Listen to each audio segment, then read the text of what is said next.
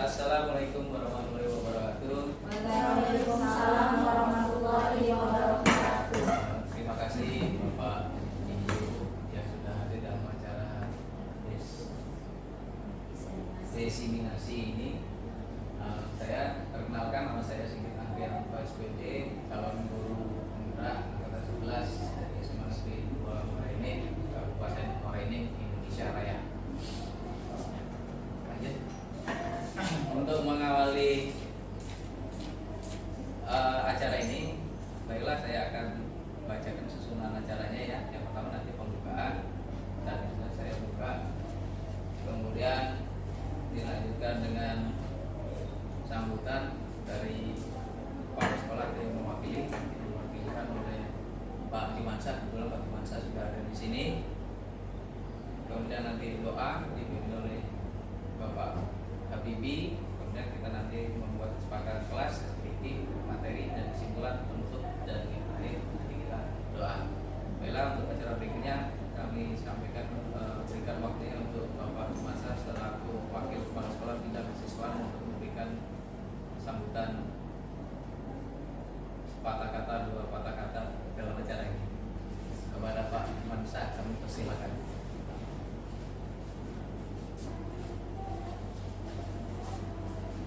Berdiri.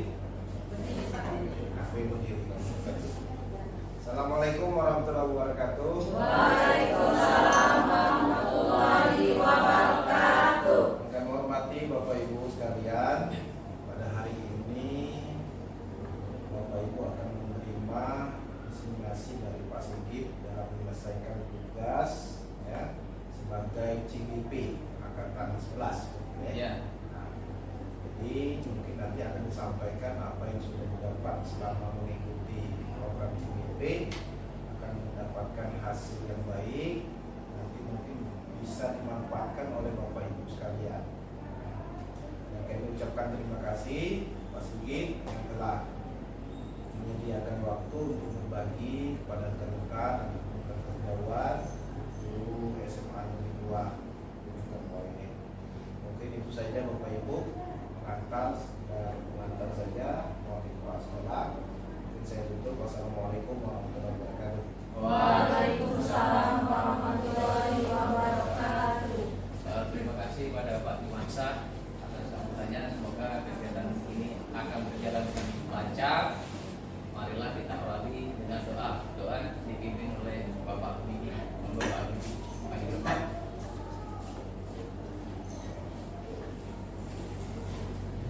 Untuk memulai acara hari ini, mendapatkan acara doa dimulai.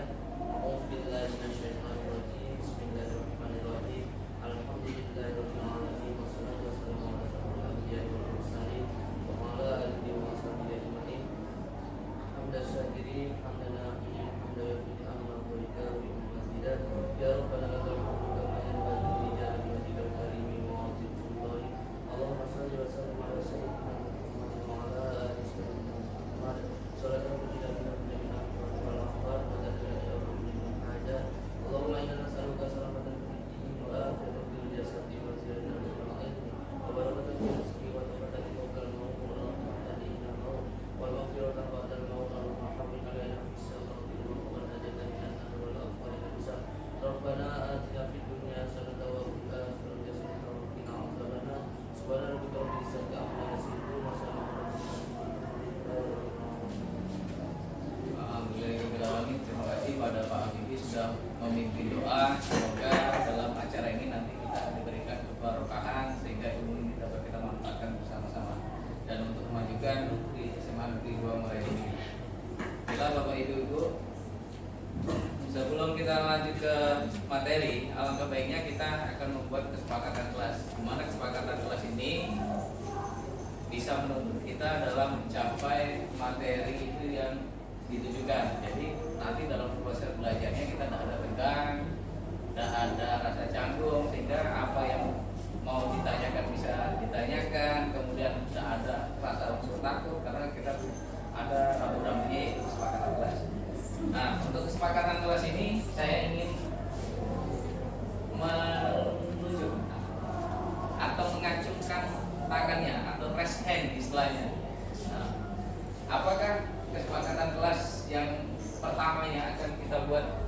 pembelajaran ini.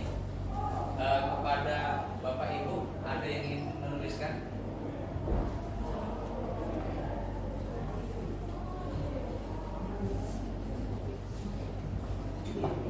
Nah, contohnya kesepakatan kelas tadi kan kita sudah diawali dengan doa ya. Berdoa sebelum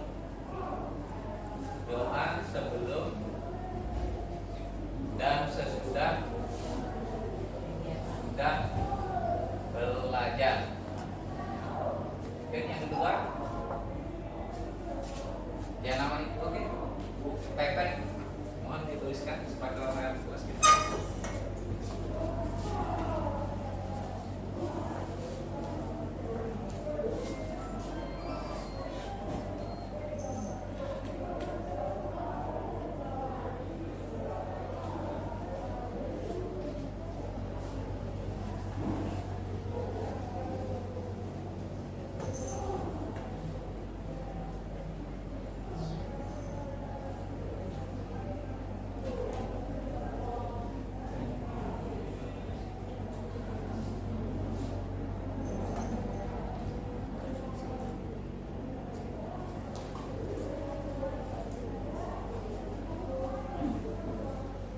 Kemudian berpartisipasi aktif pada kegiatan diseminasi. Jadi diharapkan nanti seluruh peserta bisa berpartisipasi aktif terhadap kegiatan ini sehingga dapat memunculkan hal-hal yang baru yang dapat kita manfaatkan sesuai dengan tujuan dari pendidikan kita yang telah diajarkan oleh Bapak Profesor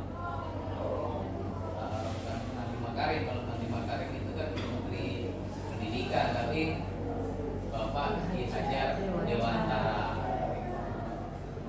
Kemudian yang ketiga, kesepakatan yang ketiga mungkin ada yang menyampaikan, Pak Rasid. Boleh makan itu, misalnya kan? Kalau ada apa kira-kira? Dia tidak tegang kan? Karena kita masih tinggal berdua, tapi kita bagi. Pak Rasid silakan. Dan juga kesepakatan lainnya.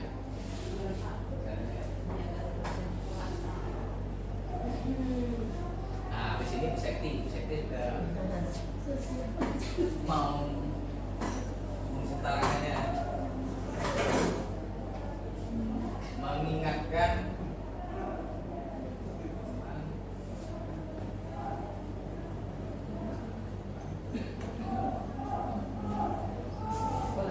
boleh. Kalau yang namanya kesepakatan kita lanjutnya kan, mengingatkan teman jika melakukan kesalahan. Nah, kesalahan yang bagaimana nanti kita ingatkan sama-sama. Nah, gitu. Ya, namanya kesepakatan. Oke, ada yang lain? Tadi Bu Septi tadi yang ngomong apa? Oh, Bu Tina, silakan. Bismillahirrahmanirrahim, Tina.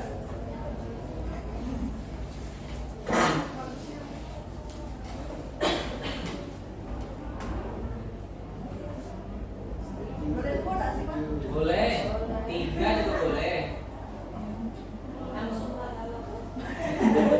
Kalau mau semua boleh, orang yang guru yang cerdas ini. Kalau ngurung kalian ya. Ngurung kasih.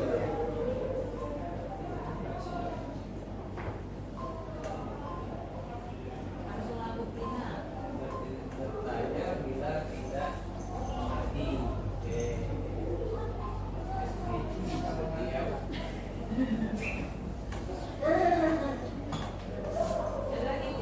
Ada lagi Tina, oke? Kebersihan kelas, Bu. Jaga kebersihan Main kelas. jaga kebersihan kelas. Sekali tulis sekali. Ya, ada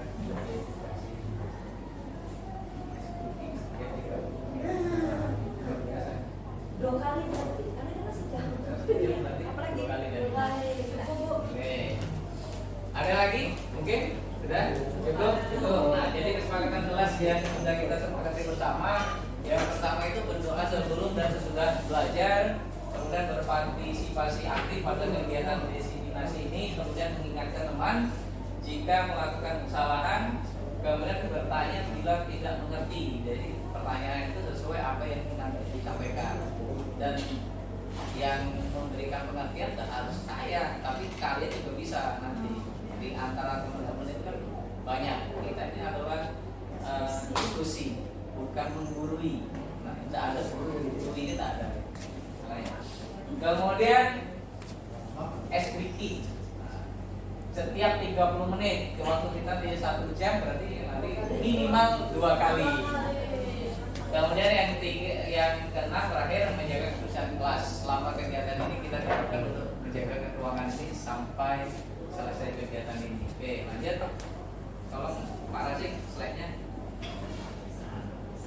Budaya positif.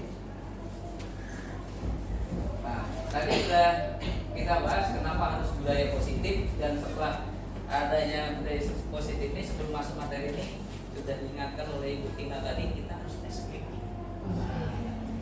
SPT-nya apa? Saya buat yang paling simpel aja. Kalau saya bilang pendek, tangan kamu panjangkan ke depan. Hati-hati, tolong jangan coba-nya nanti terlanjut tinju oleh belakang pulau. Terpaksa ada segitiga restitusi nanti yang muncul kan langsung.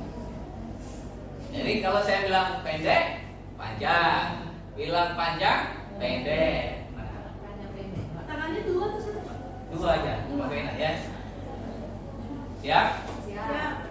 Lihat tangan tuh, oke, silakan Ibu Pepen bersiap. Hati-hati.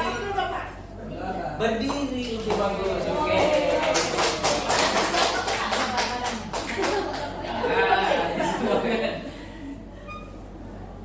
Siap ya? 1, 2, 3. Panjang. Ya. Pendek. Panjang. Panjang. Pendek. Panjang. Pendek. Panjang. Pendek. Oke. Ternyata luar biasa. Sebenarnya simple ya. Panjang, pendek. Tapi kalau kita lakukan dengan senang, serius juga. Nah, susah. Nantinya tapi benar-benar agak tahu. Iya. Panjang kok. Nah, ternyata yang namanya ice breaking ini adalah salah satu cara untuk kita mengalihkan dari kegiatan yang satu ke kegiatan berikutnya, dan untuk melatih kefokusan kita dalam pelajaran ini. Nah, di sini ada kata-kata kenapa harus ada budaya positif. Apa tentunya? Mungkin Bapak Ibu sudah selama ini sudah ada bayangan di otak apa sih budaya positif? Kira-kira apa kira-kira budaya positif? Kan kita colek-colek kayaknya mau jawab atau bayangkan ya, kita namanya diskusi kan, diskusi itu hal yang wajar. Kalau Parasik mungkin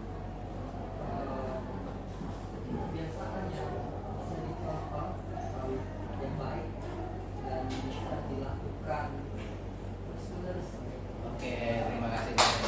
Sebenarnya secara tidak langsung kita sudah belajar itu apa sih budaya positif. Nah, kata Parasik tadi adalah kebiasaan yang baik yang sering kita lakukan, ya kan, yang berlangsung secara terus temurus.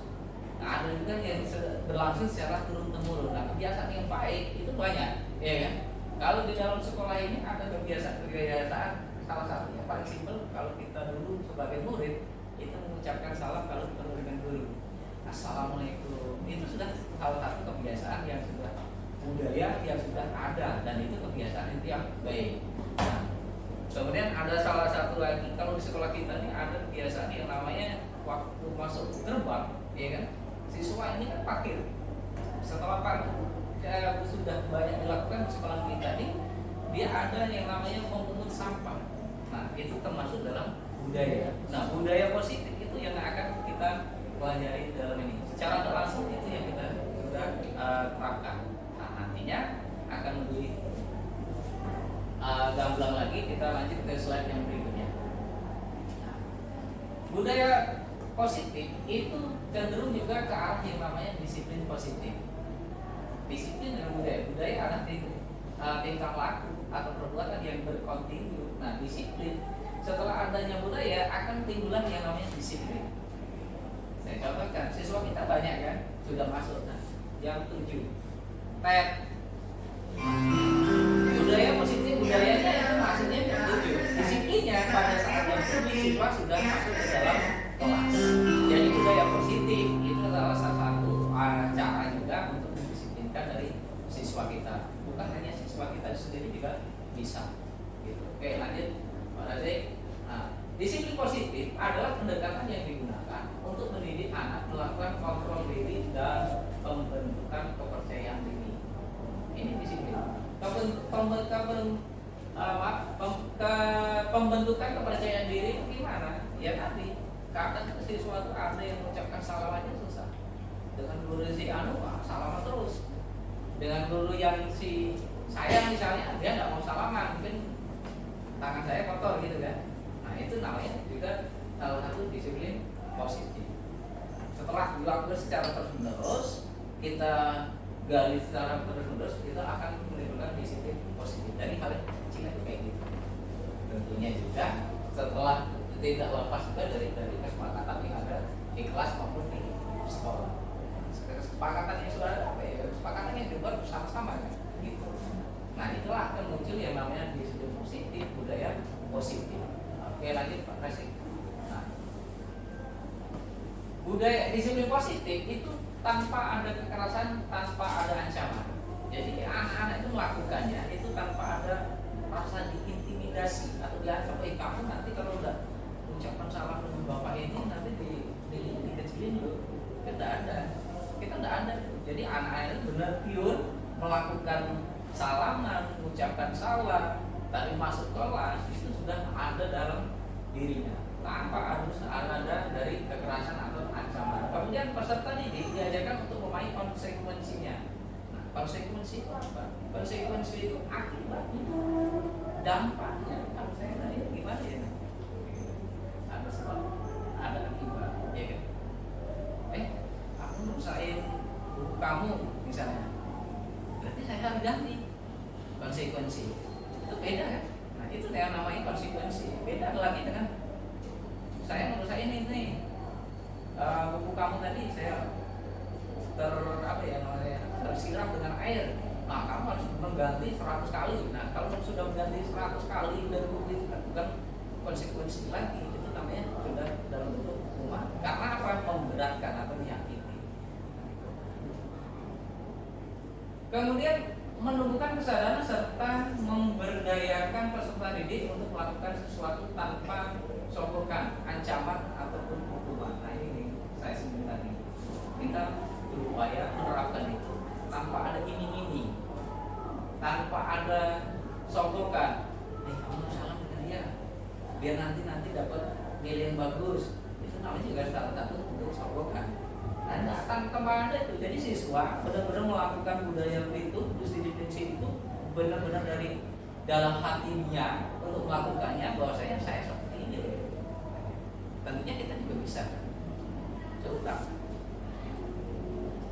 Oke, ancaman, hukuman.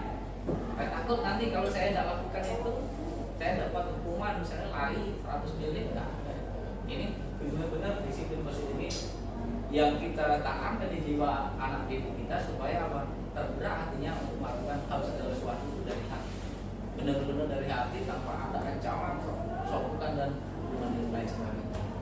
Oke, lanjut. Disiplin positif akan melahirkan nilai-nilai kebajikan, yaitu profil pelajar Pancasila. Tentunya kalian sudah tahu itu apa profil pelajar Pancasila. Kita bapak ibu kita sudah banyak sering mendapatkan pelatihan masalah profil pelajar Pancasila. Nah, salah satunya itu beriman dan bertakwa kepada Tuhan Yang Maha Esa, iya kan? Jadi ada misalnya, nah poin yang satu aja kita di sekolah kita banyak yang nggak terjadi. Apa itu setiap hari Jumat ada kegiatan rutinan 6 itu? Nah, keputrian, ya kan? Keputrian. Tentunya kadang rutinan saya perhatikan itu kan mengejar-ngejar itu, mencari anak-anak supaya mau datang. Sampai enggak kira-kira? Lumayan. Nah, tapi kalau kita sudah tanamkan masalah disiplin positif tadi ke anak, diharapkan tuh anak itu tidak perlu dikejar-kejar lagi. Bahwasanya saya kemudian itu memang dari hati saya ingin belajar, tidak harus dikejar-kejar tanpa ada paksaan. Termasuk yang dalam Jumat. Saya beberapa kali sering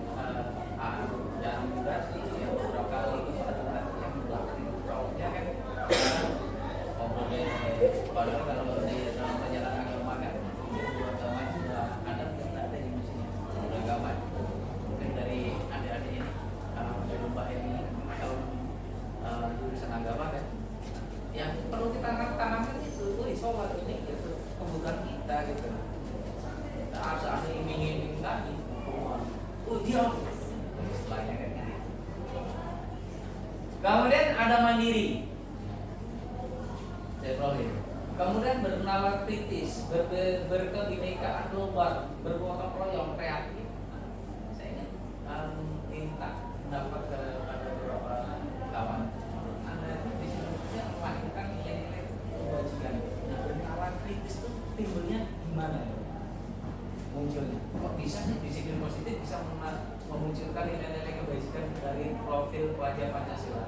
Tentunya dalam bernalar kritis. Munculnya gimana? Contohnya gimana? Kok bisa timbulnya kayak gitu? Bu Pepen, menurut Bu Pepen gimana? Kita diskusi, tidak ada benar atau salah. Tidak ada juga pengaruh dengan nilai saya juga tidak ada. Iya kan? Nah, bernalar kritis kok disiplin positif bisa menunjukkan nilai yang bernalar kritis. Kadang siswa juga kalau sudah dia lebih disiplin, saya sendiri pernah mengalami juga. Pak, kenapa kemarin tidak datang? Nah, pertanyaan kenapa kemarin tidak datang? Biasanya datang Pak. Nah, itu sudah kadang itu sudah salah satu contoh dari sikap dari bernalar. Jadi akan dirindukan. Saya sering ngobrol dengan siswa nih pada kelas 2. Pak As ini salah satu guru yang diidolat datang ke kelas itu. Saya semangat bener Pak belajar Pak As. Kalau dia tidak datang saya bertanya kemana. Nah, tanyanya kemana itu kenal itu kan sudah menunjukkan dari menurut saya itu kenalan kritis. Kenapa Pak As tidak datang? Pada waktu kangen belum belajar. Nah, kadang-kadang gitu kan. Asiknya ini apa kita masalah. Kemudian ada berkebinekaan global, kemudian ada bergotong royong, karena disiplin positif. Saya contohkan dari awal tadi ya. Siswa datang sudah tahu, oh kita sudah ada membantu yang namanya bersama. Itu sudah kunci dari bergotong royong. Kreatifnya ditunjukkan di mana? Tidak perlu dimarahi, tidak perlu dipanggil oleh guru pembina rohisnya atau kementeriannya, sudah datang pada kegiatan itu sudah muncul kreatif. Nah, tugas kita yang paling berat adalah menanamkan disiplin positif. Marilah ya kita sama-sama bikin demi sedikit gitu, dan kita keluarkan itu. Yang lanjut, motivasi perilaku manusia. Nah, tindakan kita melakukan disiplin positif itu tentunya ada motivasi. Nah, saya tanya Mbak Resti datang ke sini apa motivasinya?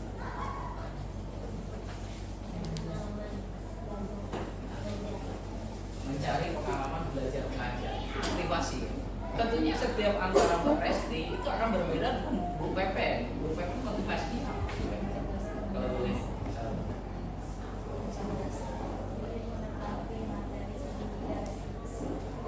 Ingin mengetahui tiga institusi berpada menurut saya apa kan itu nanti materinya. Tapi udah pandai deh. Ini salah satu siswa yang cerdas ini. Ya sudah membaca dulu. Oh ini sudah ini nanti. Nah, ini kayak gitu kan? Ini termasuk dalam motivasi perilaku dari manusia. Banyak ada beberapa motivasi yang mendorong kita untuk melakukan suatu tindakan. Motivasi apa itu? Silakan. Nah, ini ada teori motivasi perilaku manusia. Yang pertama itu untuk menghindari ketidaknyamanan hukuman apa yang akan terjadi apabila saya tidak melakukan. Itu ada motivasi eksternal. Iya kan? Nah, Bu Pepen tadi dengan Bu Resti itu eksternal atau internal motivasinya? Internal, karena dia saya datang mau belajar di garis institusi, ya kan? Bu Resti tadi saya ingin cari pengalaman, itu internal. Nah, kalau yang eksternalnya kayak mana? Waduh. Saya memaksa Anda untuk datang sini, awas tidak datang, ya kan? Nah, kalau kamu datang ke sini ya kayak aku muncul ini. Nah, ini. Kalau bahasa Inggrisnya ukuran. Ada bukti di telepon. Iya. Paksa hadiah, ya kan? Ini termasuk dalam hadiah, ya kan? Itu eksternal. Jadi kita sudah ada motivasi Anda datang ke sini, ada motivasi eksternal, ada internal. Nah, yang diharapkan Bapak Ibu, kita ini melakukan segala suatu tindakan atau perilaku kita ini ada motivasi dari internal. Jangan takut, saya mau ini biar dinilai bagus. Misalnya, itu internal atau eksternal? Eksternal. Karena apa? Ada iming-iming nilai dari orang. Atau saya melakukan apa? Kegiatan desiminasi ini, nah desi ini agak susah ya, desiminasi ini karena ingin dinilai bagus misalnya, itu sudah eksternal. Kalau tujuan saya lakukan ini karena ini sudah jadi kewajiban yang setelah saya belajar ini. Serius, gitu, serius, ini saya lakukan gitu kan ya benar kayak gitu. Ini motivasi internal yang ada dalam diri Anda. Oke, lanjut. Nah, setelah ada teori motivasi, itu ada hukuman dan ada konsekuensi. Ada mana sih hukuman dan konsekuensi? Anda harus membedakan antara hukuman dan konsekuensi. Menurut Bu Yeni, Bu Yeni ini pasti paham benar ini. Menurut Anda nih, apa sih bedanya hukuman atau konsekuensi? Kalau menurut saya nih Pak, ya hukuman itu lebih cenderung bersifat negatif Pak. Kalau konsekuensi berarti dari sebab akibatnya. Jadi menurut saya itu lebih bersifat positif, dampak dari suatu perbuatan. Ya. Tapi kalau hukuman itu jadi sifatnya lebih negatif, karena kalau tidak melakukan itu, jadi ada sesuatu yang diperoleh gitu. Ya, harus ya. Artinya sifatnya kadang itu hukuman itu sifatnya memaksa ya. Iya, kalau tidak dilakukan gawat ini. Baca aku mati misalnya kan. Bisa nih aku nanti kena punishment gitu kan. Nah, konsekuensi itu kalau hukuman itu lebih cenderung negatif, kalau konsekuensi itu lebih positif. Mungkin ada Bapak Ibu yang lain ada yang punya tanggapan yang berbeda antara apa itu hukuman dan konsekuensi. Menurut kita diskusi kan beda. Apa Kalau menurut saya hukuman itu bisa berupa fisik ya. Fisik. Jadi menyakiti fisik. Cenderung ke sifatnya menyakiti, tindakannya ke fisik. Fisik. Ya, Kalau konsekuensi itu mencari jalan keluar yang mana mungkin menyakiti tapi tidak dalam jangka waktu yang lama. Oh, nah sebenarnya itu bagus juga nih. Tepuk tangan dulu. Luar biasa ini. Jadi dia sudah paham benar. Hukuman ini negatif, konsekuensi positif. Hukuman menyakiti, konsekuensi tidak menyakiti tapi tidak terlalu lama. Nah, akan kita bahas coba slide berikutnya. Hukuman itu adalah sesuatu yang menyakitkan, harus terjadi. Ya, harus. Saya ambil contoh ya. Saya ambil contoh yang siswa. Sama. Apa Bu? Kita mau RSN. apa namanya? Oh, silakan. Contohnya mungkin kalau hukuman tuh kita ambilnya dari yang kemudian. Kalau misalnya dia tidak kemudian, aja kamu aku hukum lagi keliling lapangan. Tapi kalau untuk konsekuensi, kalau dia tidak terbuktikan, kita suruh hafalan bis 30 atau sudah tertentu. Nah, menurut Bapak Ibu benar? Boleh nggak gitu? Kalau dia kata Bu Atina, kalau hukuman itu tidak keputrian, karena dia membina keputrian, nih lari tuh 100 lapangan. Konsekuensi kamu hafalan surat-surat pendek. Sama-sama hukuman atau yang itu konsekuensi. Yang keduanya. Ya pada intinya kita balikan. Yang sifatnya hukuman itu lebih cenderung ke fisik. Tapi kalau menurut saya yang kedua dari kata-kata Bu Atina tadi mungkin ada nanti perbedaan atau selisih paham ya. Nanti kita bicarakan sama-sama. Atina tadi yang namanya konsekuensi itu kamu tidak keputrian, nanti setor ayat-ayat pendek. Tapi kan itu kan tujuannya adalah membangkitkan nilai yang ada di diri anak, membangkitkan kemampuan anak sehingga dia bisa menghafal dari ayat-ayat pendek. Itu dia positif nih kan? Positif. Jadi bisa konsekuensi. Kalau saya ambilnya kayak gitu. Jadi kadang ada selisih paham, nah bukan kayak gitu. Menurut saya kita ngomong itu tujuannya ke diri anak, iya kan? Motivasinya untuk si anak, nanti yang punya manfaatnya anak, gurunya putih dapat manfaat dari pemerintah ada kan? Tapi malah si anak tadi itu lebih cenderung ke konsekuensi. Ini kalau pemahaman dari saya dan Bu Atina saya bela karena sesuai dengan pemahaman saya. Mungkin ada bapak ibu yang lain yang ingin menambahkan dari permasalahan Bu Atina dari Atina Fidunia Hasanah. Nanti kalau mau es briefing sebentar lagi. Apa kira-kira? Kemudian ada juga sifat dari hukuman itu membuat anak sakit fisik maupun hati untuk jangka waktu yang lama. Benar kata Bu Septi tadi, Pak, kalau hukuman itu menyakitkan ke badan. Arahnya kalau sampai sakitnya tuh lama, dia lari kalau serak sulit, kamu yang asma pasti ya, pingsan dia kan. Iya kan? Ya Pak.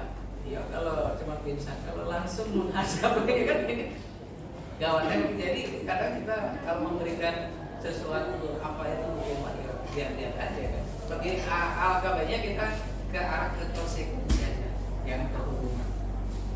Karena setiap anak itu kemampuannya berbeda-beda dan biasanya anak itu ada yang diberikan hukuman itu ada yang benar, ada yang dia merasa senang juga ada.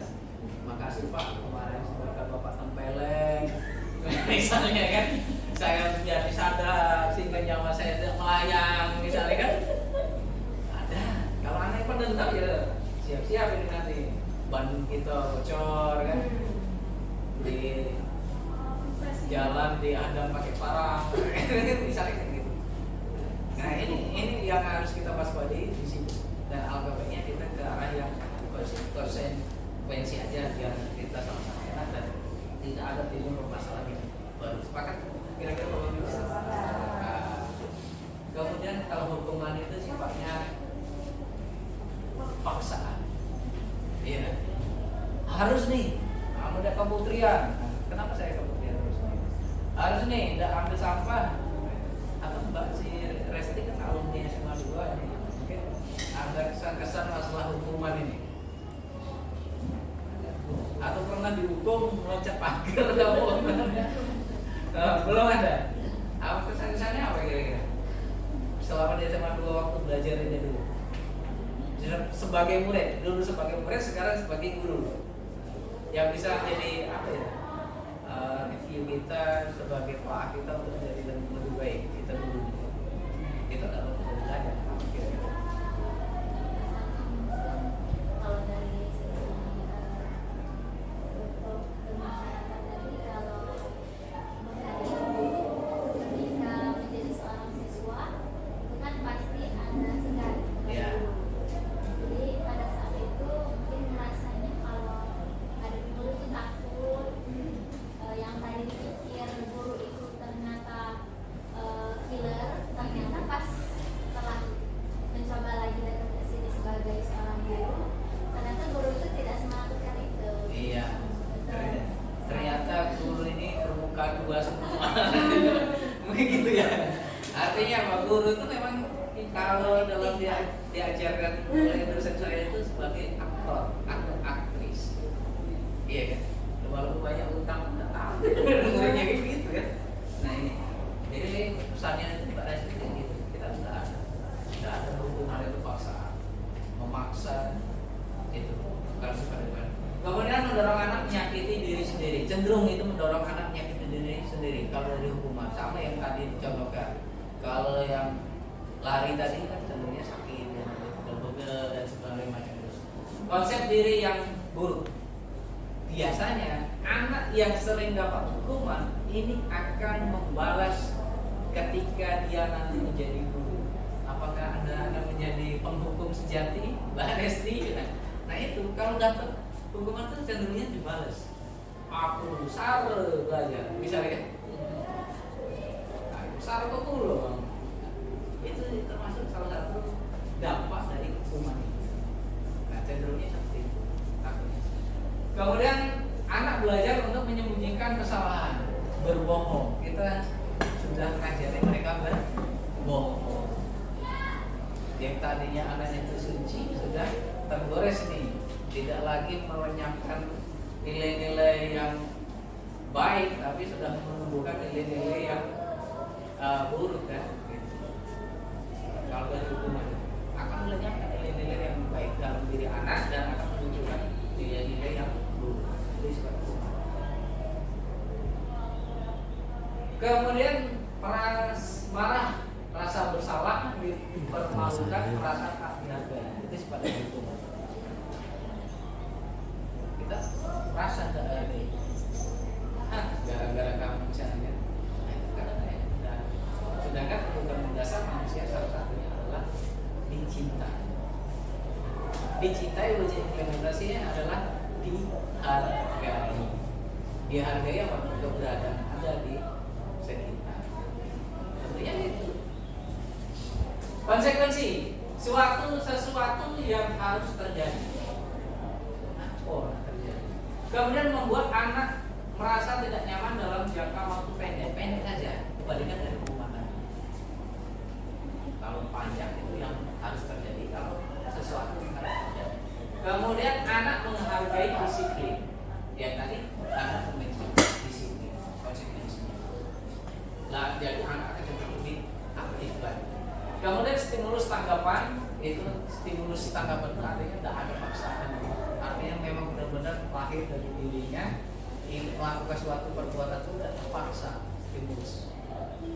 Nah itu saya harus hadir ke Putria, tidak ada paksaan lagi, minum sampah, tidak ada disuruh-suruh lagi gitu. Nah ini PR Bapak Ibu dan kita semua ya. Ini kena PR mendorong anak agar mudah menyesuaikan diri, itu dari konsekuensi konsep diri yang baik ya akan menimbulkan memotivasi konsep diri yang baik. Kemudian anak belajar untuk mematuhi peraturan dan kehilangan hak dibuat tidak nyaman atau diasingkan, yaitu sementara waktu atau time out. Nah saya lihat ini Ibu Pepen sudah ngantuk nih. Nah 30 menit yang berikutnya sesuai kesepakatan kelas kita ini panjang pendek lagi kita. Streaking lagi. Boleh enggak? Biarkan Bisa nggak streaming bahasa Arab Pak? Oh saya bukan bahasa Arab. Biar lebih cenderung nanti ada ketawanya saling berhadapan. Kamu kan murid Pak. Kan secara dan depan belakang aja. Ada orang lagi ya sini silakan. Kami bukan murid Pak. Oke. Kalau saya bilang panjang. Kalau saya bilang panjang tadi apa? Pendek? Panjang pendek? Panjang. Panjang? Pendek. Pendek? Panjang. Pendek panjang? Panjang panjang? Panjang? Pendek? Ngapa ini Bu? Sekarang mau ketawa sendiri nih panjang pendek ini. Panjang? Panjang? Oke, terima kasih.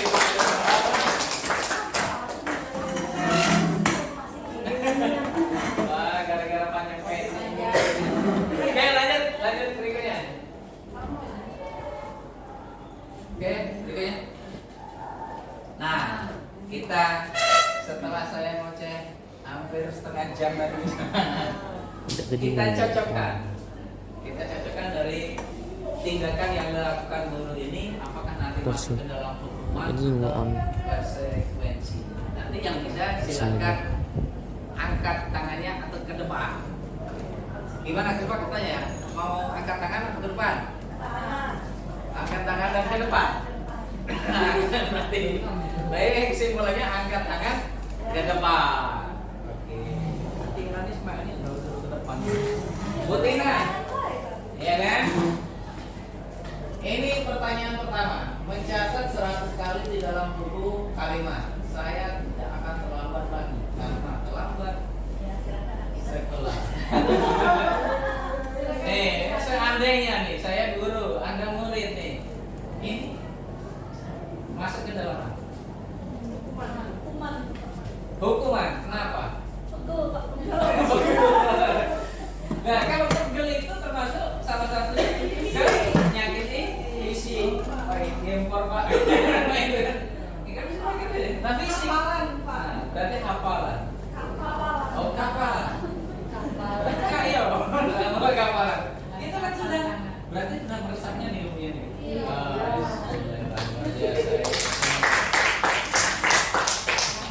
Panjang pendek tadi langsung tahu bahasanya.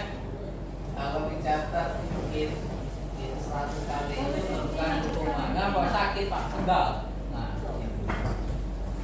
kalau yang kedua, lari mengelilingi lapangan basket. Nah, ini benar nih.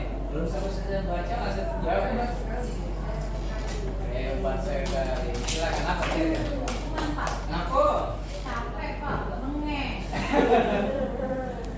Melari mengelilingi lapangan basket 2 kali karena terlambat hadir ke sekolah. Capek atau menges? Itu sifatnya menyakitkan fisik. Tapi ada kalimat yang lain. Karena itu, kalau seandainya itu jam pelajaran olahraga, itu bisa menjadi konsekuensi. Jadi dari hari ini kata-kata bukan hanya menyakiti saja, tapi suatu hukuman itu biasanya tidak sesuai dengan apa yang dilanggar. Gitu ya. Dia ternyata udah lambat itu hadir ke sekolah, dapat hukuman lari 2 kali keliling lapangan. Tapi kalau saya balik misalnya, datang terlambat hadir di sekolah, disuruh bersihkan WC, hukuman atau konsekuensi?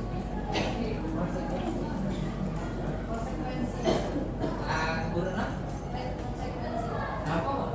Karena kan itu cuma sekedar membuat motivasi untuk anak itu supaya tidak terlambat lagi. Jadi daripada aku bersih WC, kemudian aku datang ke depan. Oh gitu. Paksa ada? Tidak. Kira-kira paksa ada? Ada tanggung jawab. Oh, bertanggung jawab kan hukuman yang kita berikan itu kadang-kadang ada sifatnya memaksa. Kalau menurut Ibu, Bapak Ibu yang lain apa ya?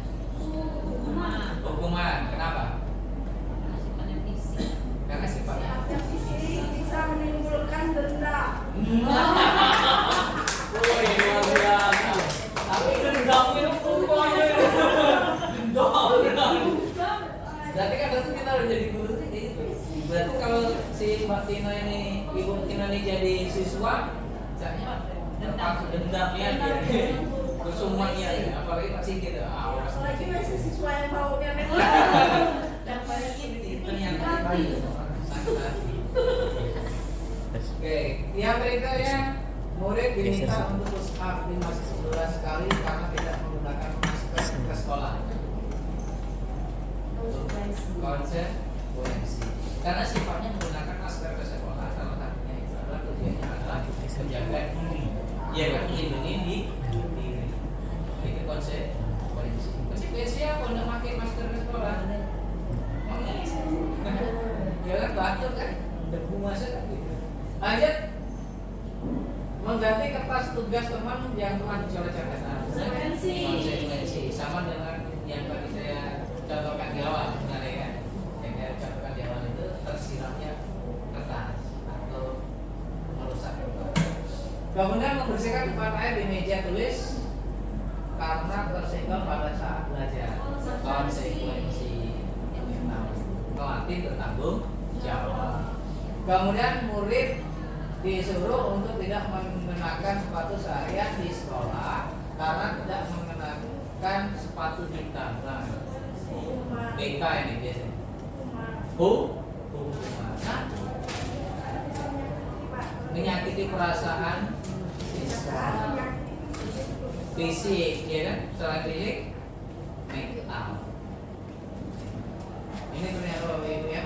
Lari keliling lapangan basket 2 kali karena terlambat 10 menit untuk pelajaran PJK. Nah ini konsekuensi. Wah, pinternya itu. Iya. Stop nih ya. Tidak sia-sia ya.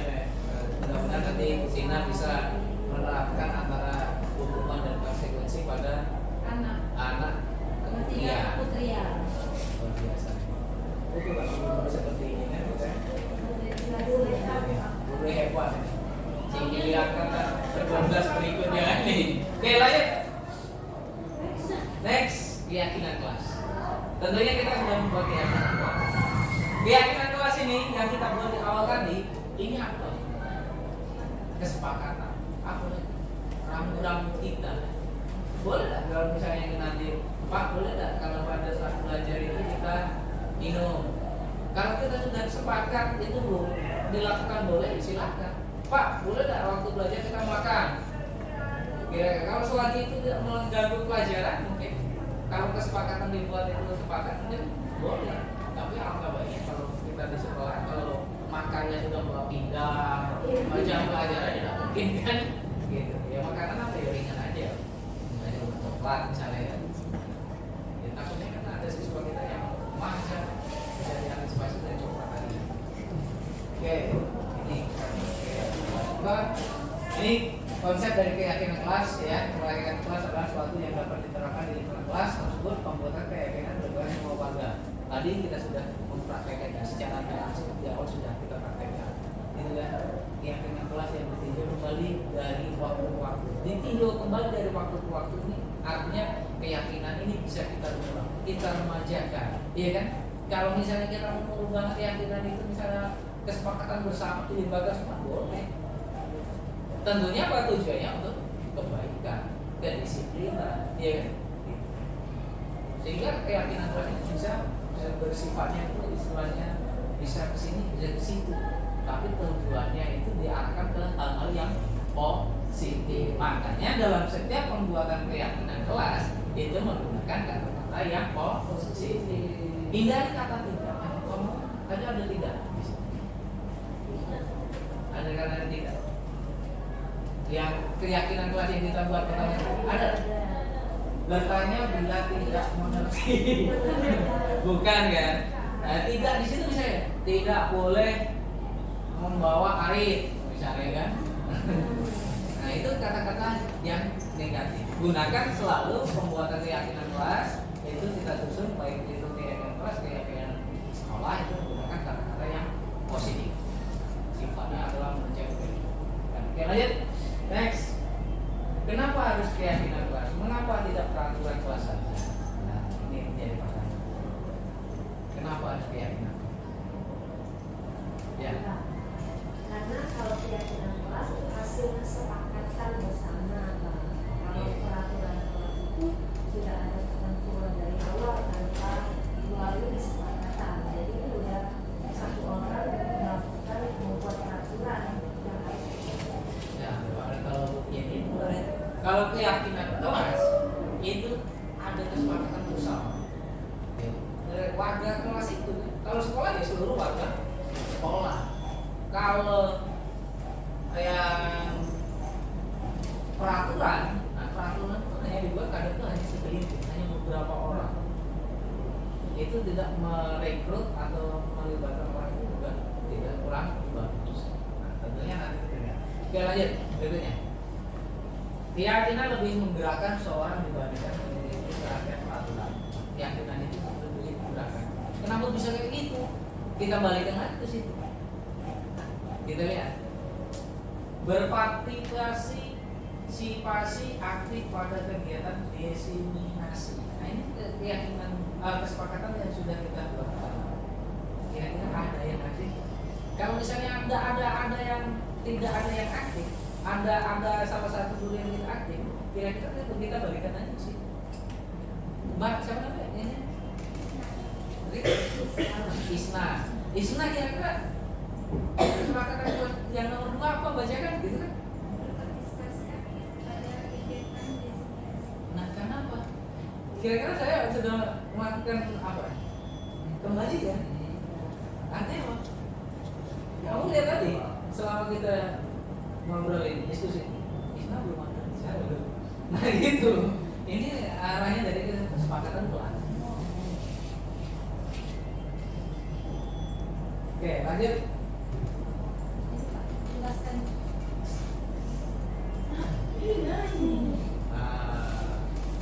Ini peraturan keyakinan pelan. Soal kira-kira ada yang ingin menanggapi ini? Ini ada peraturan. Selalu dikembalikan buku terkuatnya, dilarang mengganggu orang lain, harus sekolah 15 menit sebelum pembelajaran mulai, dilarang melakukan kekerasan, dilarang menggunakan narkoba, kan dilarang, ya kan? Kata-kata negatif sih, negatif kan? Kalau keyakinan jelas artinya gimana? Boleh, silakan. Selalu kembalikan buku ke tempatnya. Keyakinan jelasnya menjadi apa? Tanggung jawab. Tanggung jawab. Nah, itu dia keyakinan jelasnya ke arah tanggung jawab. Atau kita bisa lupa kalau keyakinan itu kan bisa mengembalikan itu setelah dibaca. Itu cenderungnya nanti arahnya ke tanggung jawab. Dilarang mengganggu orang lain, saling menghargai, iya kan? Iya. Dua keyakinan beragam. Dilarang mengganggu. Jadi apa? Menghargai orang lain. Hadir di sekolah 15 menit sebelum pembelajaran dimulai. Disiplin. Dilarang melakukan kekerasan. Apa ya? Saling mengasihi. Boleh. Luar biasa. Akikah. Kembali ke kesepakatan yang kedua tadi, berpartisipasi aktif. Dilarang menggunakan narkoba, menjaga kesehatan, bergantian atau menunggu giliran, ya, membudayakan,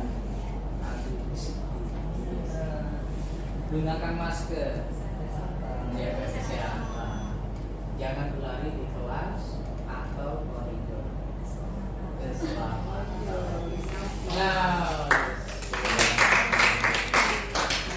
berlari yang pleset ya nyampak sampai gitu kan. Oke, lanjut. Kebutuhan dasar manusia. Nah, itu si artikel itu sudah bilang tadi. Apa tadi yang bilang? Kasih sayang. Iya. Kebutuhan dasar manusia, kita sebagai manusia kan? Nah, kita manusia. Bukan. Manusia ini ternyata kita butuh yang adanya kasih sayang dan rasa diterima. Pak, diterima enggak di sini? Sedikit. Kangen dalam mendadak kamu sebenarnya sedikit loh. Gitu kan? Nah, kan udah enggak diterima. Nah, Pak Habibie aja enggak diterima enggak kira-kira? Ngantuk ya tidak. Nah, diterima. Kemudian penguasaan itu apa istilahnya? Apa bukannya penguasaan itu istilahnya? Bukan ini sekarang yang sangat cerdas juga kan? Pak Rasyid apalagi Pak Rasyid luar biasa. Pepen.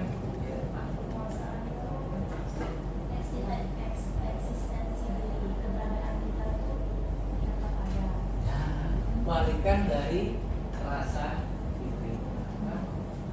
Jadi eksistensi diri kita ada di sini. Jangan saya tidak ada di sini bilangnya itu kan. Nah, itu saya tidak diangkat misalnya itu jelas bukan eksistensi. Kemudian kesenangan. Kita manusia ini butuh kesenangan.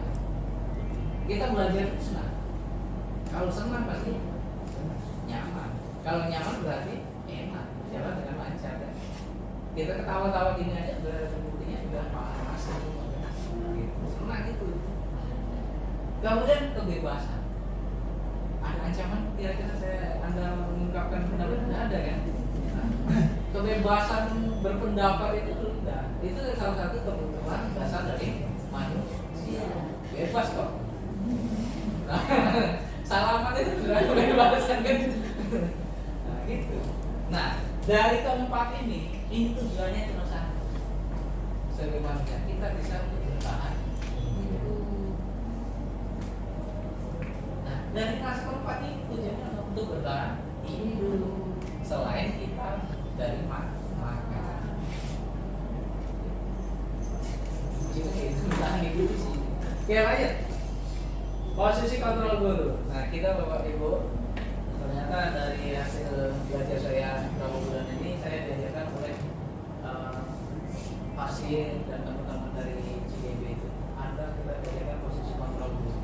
Nah selama ini saya sendiri itu kadang lupa kalau saya sebagai guru itu kadang saya anggap itu sudah merasa benar itu. Kayak Pak Ibu Tina tadi. Nih bersihkan WC. Lambat saja. Itu kadang kita merasa benar. Tapi tentunya nanti kita lihat dari posisi kontrol ini kita masuk yang mana. Oke, lanjut next. 5 posisi kontrol dulu. Kita ada hukum.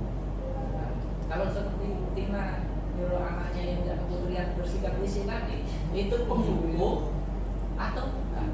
Penghukum. Iya kan? Ibunya penghukum. Para asing nih. Nah, penghukum kan? Kemudian ada kadang salah olah lanjut kadang gini, ada kadang kita ya tahu nggak kerjakan ini demi apa? Iya, itu kan kata-kata itu ada salah satu ungkapan bahwasanya ada itu dibuat nanti merasa bersalah. Iya, demi apa sih? Wah, itu bisa nih. Tolong belajar kalian. Gitu kan? Gitu kan? Kalau dia anak itu tidak melakukan kesalahannya ada mana sih? Dan kuncinya rasa bersalah ini. Kemudian kadang kita dulu nih kadang menganggap siswa kita ini sebagai pemain. Iya. Bagus. Kalau peningku loh kalau kayak siswa itu sebanyakan.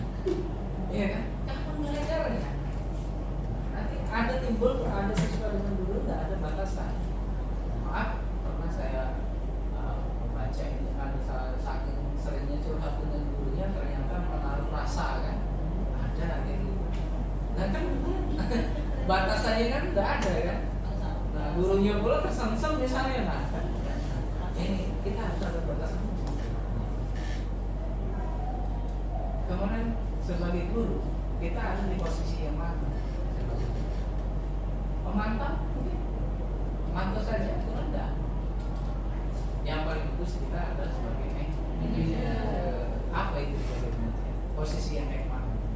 Mungkin Bu Yeni mau bicara posisi manajer kita sebagai guru itu kayak mana ya? Gitu. Contoh karena safety kan kayak mana kita sebagai guru sebagai manajer? Sebagai manajer pengatur, Pak. Pengatur. Iya. Memberikan masukan, menerima masukan, kemudian mengontrol, ya kan? Nah, apa yang dilakukan baik siswa maupun gurunya itu. Nah, gitu. Istilah lain itu manajer. Ya kalau manajer kalau sudah membagi juknisnya kan, kamu Pak Rasik kebagian ini sudah tanya aja gimana Pak Rasik kita berjalan belum gitu kan. Tapi alangkah baiknya juga kalau kita sebagai manajer juga ya karena mendengarkan dari yang kita mau dan kita seolah-olah bertanya juga ya kabar kemana nah kata kita langsung kita ya bagus juga. Oke lanjut next. Mungkin ada yang tanya nah ini 5 posisi kontrol itu arahnya ke sini. Motivasi guru berbuat identitas gagal kontrol dari luar, identitas berhasil itu sukses dan identitas berhasil sukses atau kontrol diri itu arahnya ke sini. Nah ini yang dari penghukum membuat rasa bersalah teman pemantau ternyata kalau penghukum dan pembuat rasa bersalah kita arahnya pasti ke identitas gagal. Kita menciptakan siswa itu dalam identitas gagal sehingga apa? Kata-kata yang sering kita berbuat, ya kita lakukan seperti dulu, adik ceramah saja kan. Lalu berkata kalau kamu tidak melakukan, awas ya. Nah, itulah ancaman itu sebagai penghukum. Kamu merasa bersalah, kamu seharusnya kamu tahu ibu lelah sekali. Nah, kayak gitu. Kemudian ada identitas berhasil atau sukses dari luar, ya kan? Teman, memantau, ya kan? Membuat alasan-alasan gitu. Nah, itu masih dalam kontrol dari luar. Yang sebagusnya kita sebagai guru, seperti yang kita katakan oleh Ibu Sekti tadi, kita harus dalam posisi manajer. Sehingga apa? Apa yang dilakukan oleh siswa kita dan teman-teman kita itu benar-benar sudah dari dalam hatinya, dari kontrol dirinya, tanpa ada paksaan. Ini mengajukan pertanyaan, apa yang kita yakini, apa yang bisa kau kerjakan. Jangan tahu ya sebagusnya itu. Kamu kerjakan, kau itu kalau dalam bahasa itu sudah kata-katanya agak kasar. Gitu. Kamu kerjakan untuk memperbaiki masalah ini. Gitu. Itu kata-kata guru itu kayak gitu. Mohon maaf itu yang kaunya kita ganti kamu atau anda lebih menyebut. Kau menurut saya kasar. Kemudian menguatkan pribadi, kemudian melakukan diri sebagai individu dan segalanya. Oke, next, lanjut. Segitiga restitusi. Nah, setelah kita tahu dari 5 posisi kontrol tadi, kita sebagai manajer, kita bisa menerapkan sebagai segitiga restitusi. Di mana segitiga restitusi ini apa proses menciptakan kondisi bagi murid untuk memperbaiki kesalahan mereka sehingga mereka bisa kembali pada kelompok mereka dengan karakter yang lebih kuat, yaitu dosen 2004. Ya, harapannya seperti itu. Jadi lebih kuat. Oke, lanjut next. Nah, ini diagram segitiga restitusi ya. Yang kita lakukan dalam segitiga restitusi yang kami diajarkan kemarin. Ini ternyata seperti ini Bapak Ibu. Kalau ada masalah, kita bisa menanyakan atau istilahnya menstabilkan identitas. Setelah benar nggak stabil identitas, baru kita menanyakan kebenaran.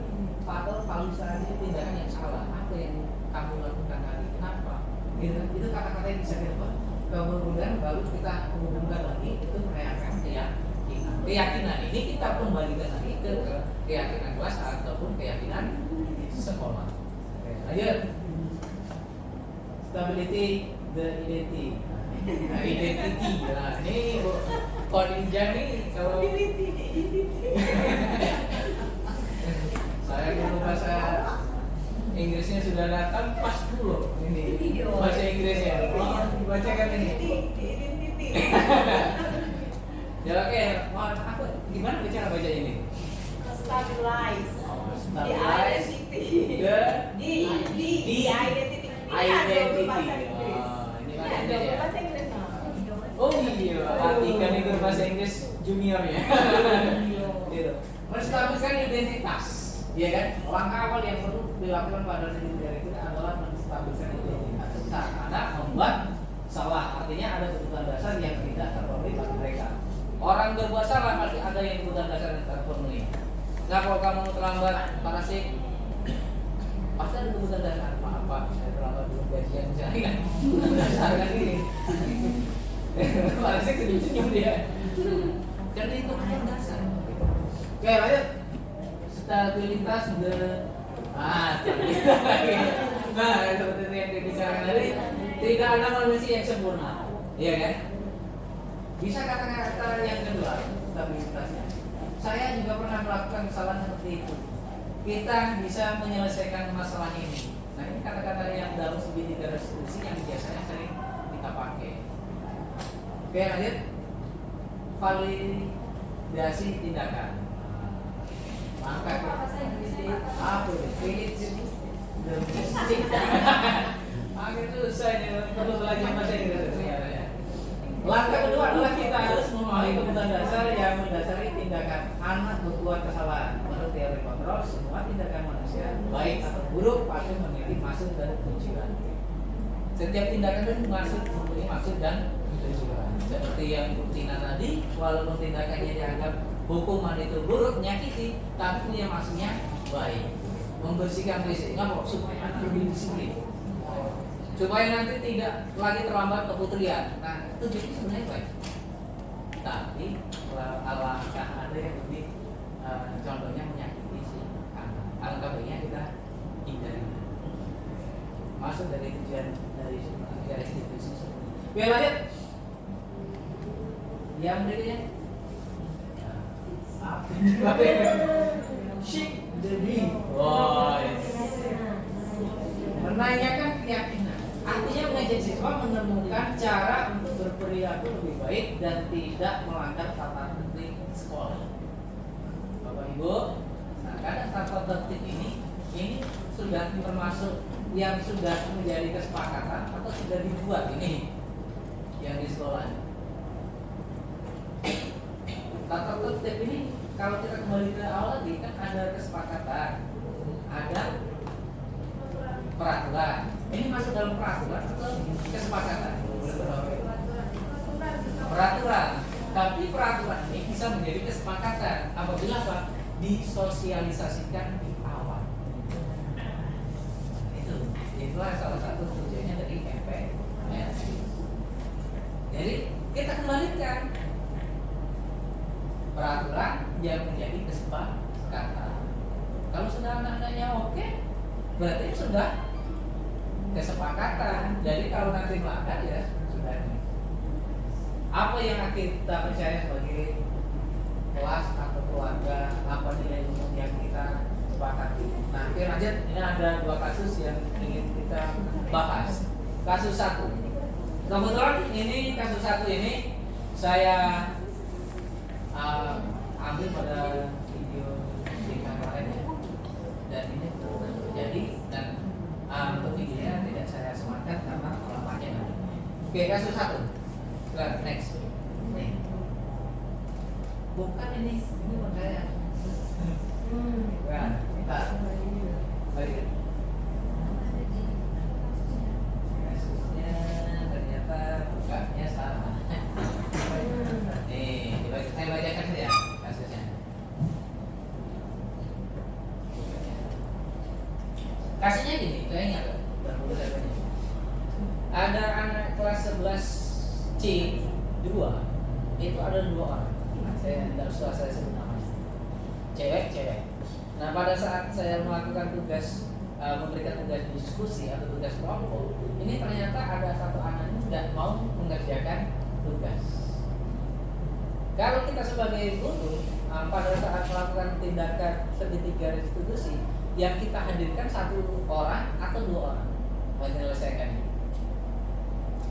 2 orang, 1 orangnya guru. Jadi kalau kita terapkan dengan segitiga restitusi cuma hanya 1, terus kemudian panggil 1, bisa 1, tidak akan selesai. Jadi alangkah baiknya kita hadirkan berdua, kita tanyai kenapa kamu tidak mengerjakan tugas, alasannya gimana, kenapa kamu marah, yang satunya alasannya apa, nanti ketemu. Timbullah nanti kembali lagi kesepakatan kelas sehingga anak itu timbul nilainya baik. Supaya apa? Masalah itu selesai dari diri anak sendiri, bukan dari guru.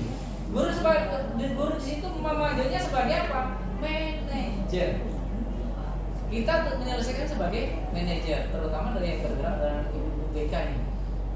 Kalau ada masalah berkelahi, berarti kalau berkelahi itu ada 2 orang, itu jangan dipisah. Cara manggilnya, menyelesaikan. Kita harapkan kalau bawa parah dulu gitu kan. Tentunya tidak ada seperti itu kan. Kita selesaikan 1, ini alasannya kenapa, ini apa. Tapi tentunya buat dulu kesepakatan dalam menyelesaikan tadi. Satu-satu ya nak ya. Kalau tidak ada kesepakatan di awal nanti cekcok dan selesai. Saya tanya satu-satu nanti kalian jawab. Yang tidak bertanya misalnya tidak saya tanya jangan menjawab. Itu nanti bisa selesai. Ini penerapan dari segi 3 restitusi. Yang kedua, dari kasus yang kedua yang saya tuliskan kemarin ini 1 orang. 1 orang kelas 3. Kebetulan ini anak ini sering dispek. Ternyata deadline tugas dia tidak mengerjakan. Ini kan jadi masalah bagi anak ya.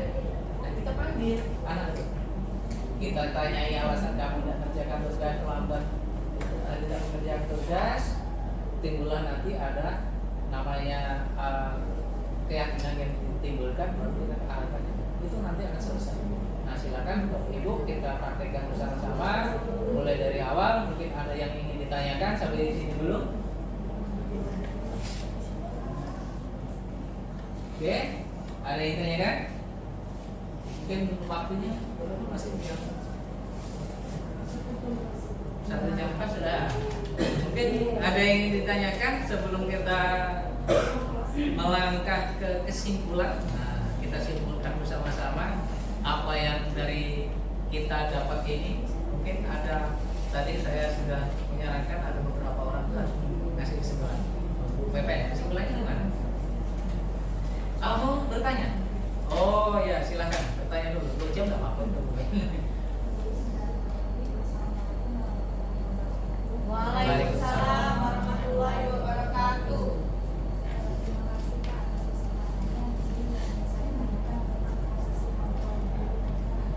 Ya. Ya.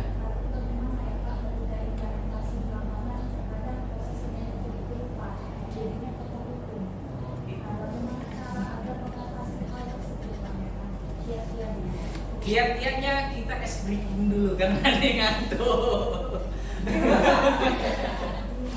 Air panjang pede aja lah biar nggak ngantuk. Kiat-kiat mau nggak? Silakan. 1 kali lagi es breaking permintaan dari Atinga Bintinya Hasanah. Oke. Silakan tekan dulu, nanti saya langsung kiat-kiatnya saya berikan. Oke. Panjang pendek saja, kita tidak usah yang lain. Kalau saya bilang panjang, pendek, panjang, pendek, pendek, panjang, pendek, pendek, panjang. Ini kenapa banyak? Oh, wah, ini sudah ibaratnya sudah bantengnya. Nah gitu. Dan sekali lagi, panjang, pendek, pendek, panjang. Silakan, terima kasih. Kiasnya, moga gue ini es breaking yang sangat simpel, menyenangkan, bikin yang masih ngantuk Bu? Kopi. Nah, kiat-kiat gimana? Kadang tuh kita sebagai posisi manajer tapi menjadi pemburu. Kita kembalikan lagi. Kalau saya pribadi menanggapinya untuk bagi saya ini nanti bisa ditambahkan oleh teman-teman yang lain. Kalau saya sebagai manajer ada peluang sebagai penghubung, manusia itu tidak lepas dari kata sama.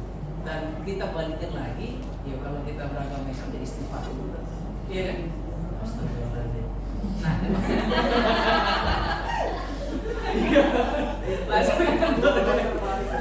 kalau sudah ini sih, biasanya kita kembalikan lagi apa yang pernah kita pelajari, sehingga kita kembali lagi ke fitrahnya sebagai manajer.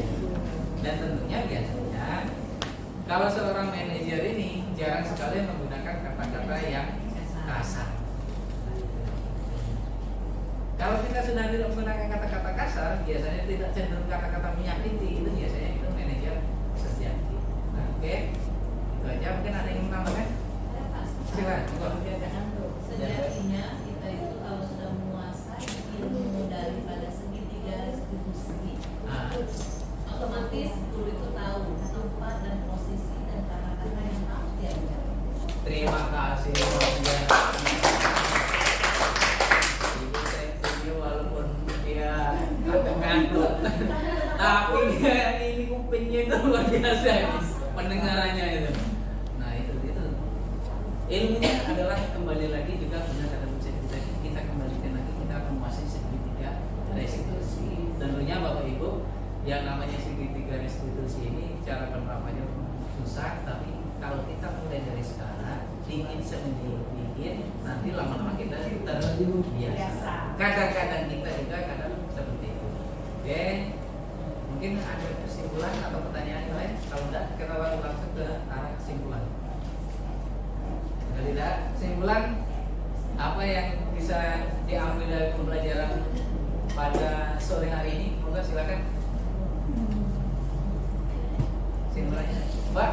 Nah ini Mbak, ini nanti baru partisipasinya tadi.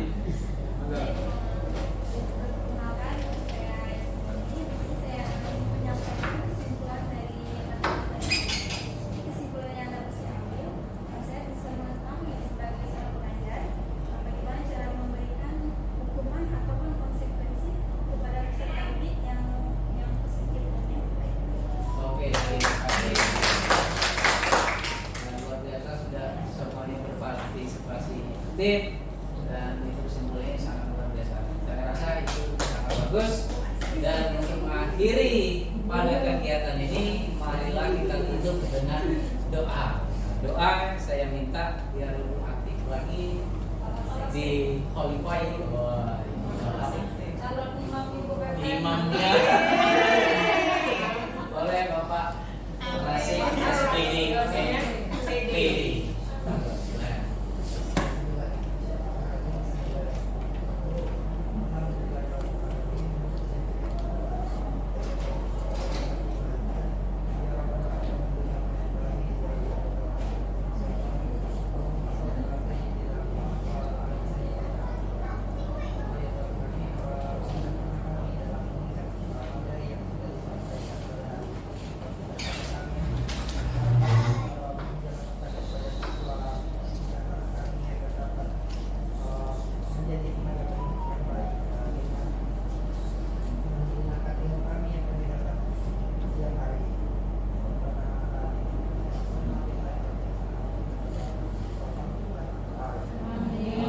Alhamdulillah, terima kasih Bapak Ibu. Saya mohon ampun mungkin ada kata-kata saya yang sangat menyakiti atau menyinggung hati Bapak Ibu. Itu bukan maksud saya menyinggung, tapi itu adalah jelas maksud saya untuk kita sama-sama belajar. Demikianlah, terima kasih. Wassalamualaikum warahmatullahi wabarakatuh. Waalaikumsalam.